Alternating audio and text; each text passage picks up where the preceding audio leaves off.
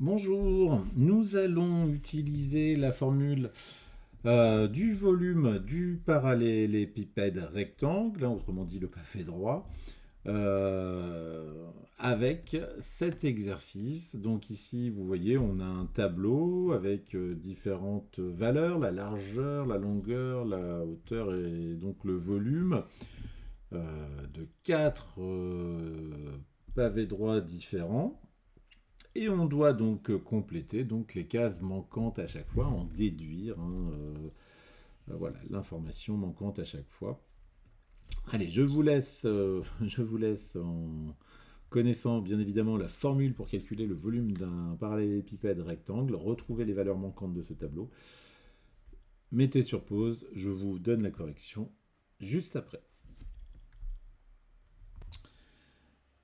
Allez, ici, donc, la largeur 4 cm, longueur 5 cm, hauteur 6 cm. Je peux calculer le volume, hein, c'est le produit de ces trois valeurs. 4 cm x 5 cm x 6 cm, ce qui me fait 120, attention à l'unité, 120 cm. Hein, toutes les valeurs sont en centimètres, 120 cm cubes.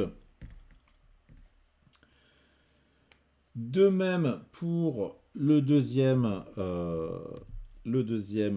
pavé droit, parallélépipède rectangle. On a ces trois cotes, hein, la largeur, la longueur et la hauteur. On peut donc calculer le volume. C'est le produit de ces trois grandeurs. Donc ça nous fait ici 12. On fait attention à l'unité, décimètres cubes.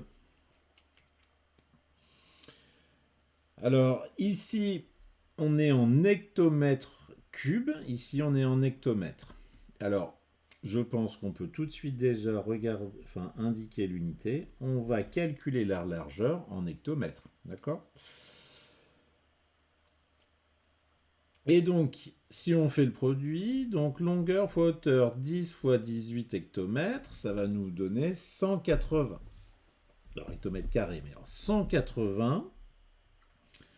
Et ici, on doit obtenir, en multipliant par la largeur, on doit obtenir 90. Eh bien, on va obtenir, donc ici, 0,5. Quand je multiplie par 0,5, c'est comme quand je divise par 2. Et on peut faire le test. 0,5 fois 10, ça me fait 5. 5 fois 18, ça va bien me faire 90. Allez, la dernière colonne plutôt.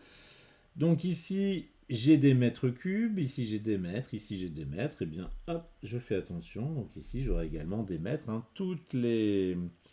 La largeur, la longueur et la hauteur doivent être bien sûr exprimées dans la même unité. Hein. C'est important. Donc ici, eh bien, 4,8, donc la hauteur fois la largeur fois 1, ça me fait toujours 4,8, fois la longueur, ça va me donner 12. Donc ici, bien, il suffit de faire 12 divisé par 4,8 et ça me fait 2,5. Et si je vérifie, 2,5 fois 4,8, ça me fait bien 12 mètres cubes. Donc voici pour la correction de cet exercice.